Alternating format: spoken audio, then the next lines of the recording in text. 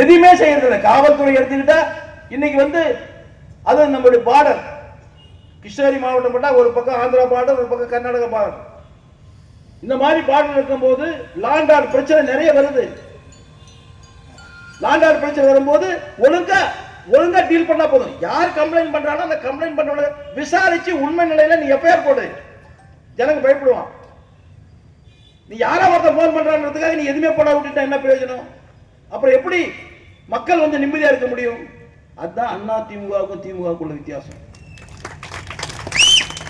அண்ணா திமுகவில் எவ்வளவு பெரிய ஆளாகட்டும், நாங்க துறை பொதுச் செயலாகட்டும், எம்எல்ஏ ஆகட்டும், மந்திரி ஆகட்டும், தேவையில்லாத போக முடியாது உள்ள. ஏன்னா எங்க அம்மா அது மாதிரி வளர்த்திருக்காங்க. ஏதாவது அப்படியே மீறி போயிட்டா கூட காவல்துறை என்ன தெரியுமா சொல்லும்? போலீஸ் இன்ஸ்பெக்டர் என்ன சொல்ல தெரியுமா? எஸ்பி சார், நான் மேடத்துக்கிட்ட பேசணும் சார்னா சர்வ நாடி அடைக்கிறோம், கப்னு ஆயிடும். அந்த பயம் கட்சி நிர்வாகிக்கிட்டு இருக்கணும் திமுக இல்லையே. அது மாதிரி சொன்னா என்ன சொல்லுவான் திமுக? யோ, அவன் அதுக்கு தலைவையா, இந்த ஊருக்கு நான் தலைவையா, நான் சொல்றத கேளியா?